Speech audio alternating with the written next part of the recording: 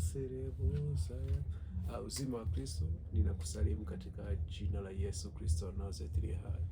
Ni sauti ya Prophet Noel Kengese wa Christ Life Church. Leo tumeanza maombi ya mfungo wa siku 40. Wengine wanajiuliza kwa nini tunafunga? Kwani Mungu hawezi kutusikia kama mpaka tufunge? Ni maswali ambayo mtu anaweza kujiuliza, kwamba inawezekanaje mtu akang'ang'ana kujikufunga wakati Mungu anaweza kusikia. Hatufungi kwa sababu tuna shida, bali tunafunga kwa sababu ya uhusiano wako na Mungu. Kuna vitu ambavyo huwezi kuvipokea pasipo kitu kinachoitwa mfungo. Kuna vitu ambavyo huwezi kuvipokea pasipo kitu kinachoitwa mfungo. Kwa ili uweze kupokea vitu vingine, ni lazima kuwepo na kitu kinachoitwa mfungo.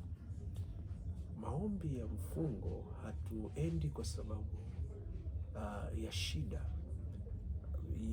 Wanafunzi walimuuliza Yesu kwamba inawezekanaje hili jambo, akasema kwa sababu ya inawezekana kwa sababu ya kufunga na kuomba.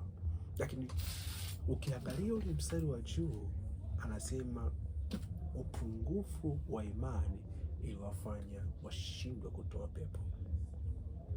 Kwa hiyo tunapoenda kufunga, maanake tunaenda kusogea karibu na Mungu kwa ajili ya uhusiano kati yako wewe na Mungu, kwa sababu ya uhusiano kati yetu sisi na Mungu.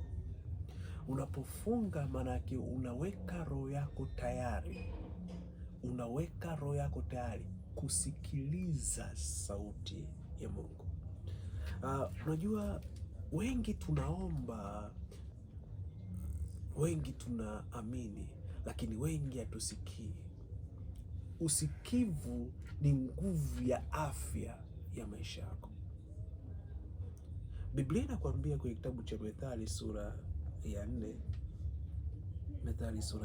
mstari wa 20 mpaka wa 22, anasema, mwanangu, sikiliza maneno yangu, tega sikio lako uzisikie kauli zangu, zisiondoke machoni pako, uzihifadhi ndani ya moyo wako, maana ni uhai kwa wale wazipatao na afya ya mwili wao wote. Kitu gani ambacho kinaleta afya ya mwili kwa watu wote? Kinacholeta afya ya mwili ni hali ya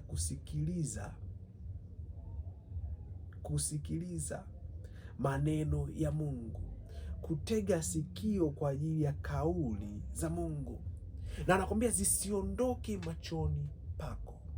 Sasa unaposikiliza neno la Mungu, unapotega sikio kwa sababu ya kauli. Unajua, unaweza kusoma neno la Mungu lakini huwezi kupata kauli yake.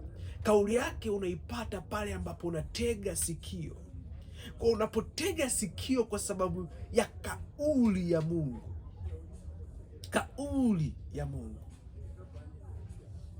ghafla inatengenezeka picha.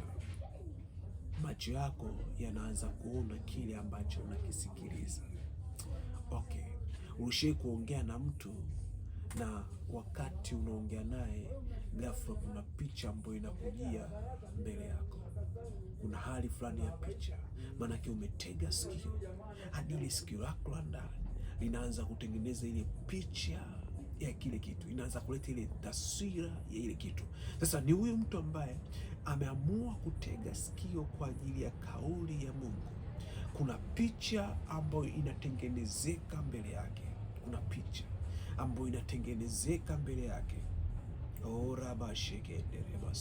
hiyo picha ambayo inatengenezeka mbele yake, anakwambia ni uhai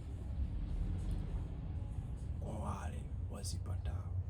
Kwa pale unapoipata ile picha, unapoamua kuzihifadhi ndani ya moyo wako, Mungu alizungumza hivi, na ukahifadhi ndani ya moyo wako, ukalinda zile picha, ukalinda yale maono, ukahifadhi ndani ya moyo wako, ghafla unapata uhai, na sio tu uhai, bali afya ya mwili. Hajakwambia afya ya roho, amesema afya ya mwili.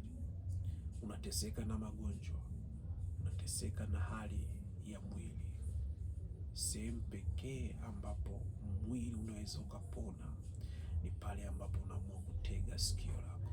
Sasa ni kwa nini tunafunga? Tunafunga kwa sababu tunaamua kutega sikio. Tunatega sikio kusikiliza kauli ya Mungu. Kauli ya Mungu ikoje?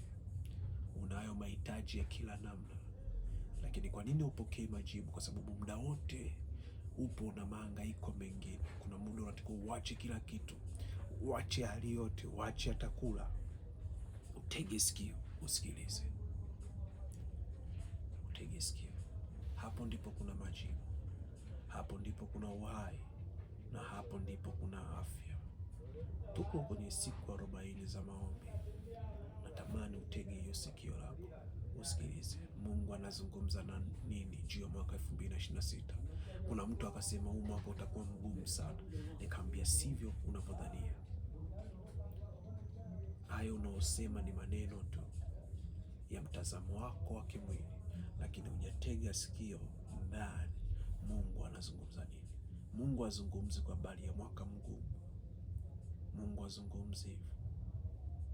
Mungu azungumzi hivyo. Mungu anazungumza naye kwa habari ya mwaka wa uponyaji, mwaka wa urejesho. Lakini lazima utege sikio. Acha kila kitu, msikilize Bwana, na Yesu Kristo atakubariki. Uzima wa Kristo. Shalom.